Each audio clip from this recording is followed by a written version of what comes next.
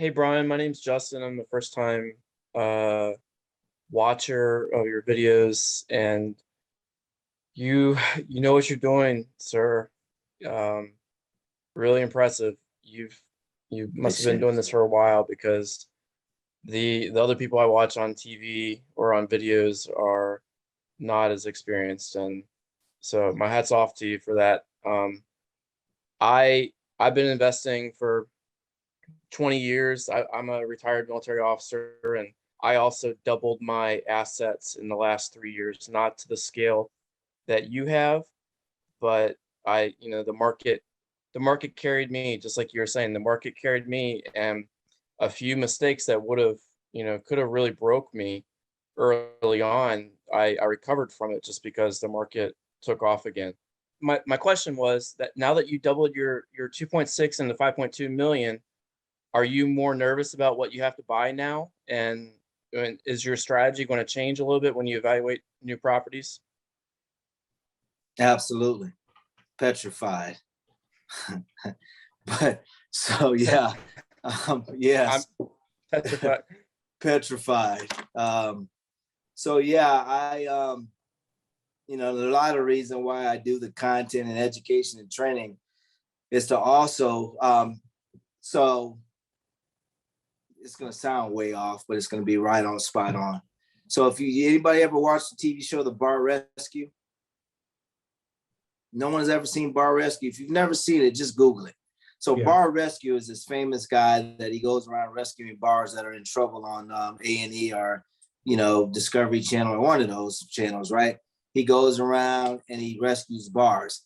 But if you do the research and Google Bar Rescue, he turns them around, but he also takes a percentage of ownership. But he uses his skill and he uses his brand to find these people in trouble. And so for me, Justin, you're absolutely right. I'm a bit concerned because buying off the shelf right now is basically paying a premium. And with rising interest rates, we know the interest rates are going to rise in rising prices. It's just those are not really great formulas. Do you take your chips off the table? I don't think so. I think there's a tremendous amount of opportunity because if you look at Fannie Mae, Freddie Mac, you look at all your GSE lenders, and you look at lenders in general, they're um, there have been met with almost a 70% increase in delinquencies on certain asset types. So we all know that forbearance is happening, that a lot of these banks and lenders are going to start cutting bait or cutting ties with a lot of these operators. It's typically going to be anywhere between 80 and less than 150 unit non-institutional grade assets. So there's going to be some opportunities where banks are going to be looking, to fire sale some of these assets because they don't want to get involved with property management or being asset managers themselves. That's not what they do well. So I do feel snuggling up next to a lot of these banks, building and focusing on my brand, speaking with banks, cold calling, or not cold calling, but calling banks and snuggling up next to these guys and really coming up with a game plan to speak to operators and owners. Is going to help me find off market deals. It's going to be working with housing authorities where I know landlords are. Those are going to be some of the things that I'm focusing on to be able to find off market deals. You're going to have to work harder. There's no doubt about that. It's going to be very difficult to buy a lot of the stuff that you see on LoopNet and on all your CBRE and all these commercial brokers. You're going to have to probably outwork these individuals to find these deals and directly deal with the owner. In the business world, they call it B2B, business to business. You're going to have to really learn some of those B2B techniques and go, in this case, it would be O to O, owner to owner, and really work to find these owners who may be in trouble yourself.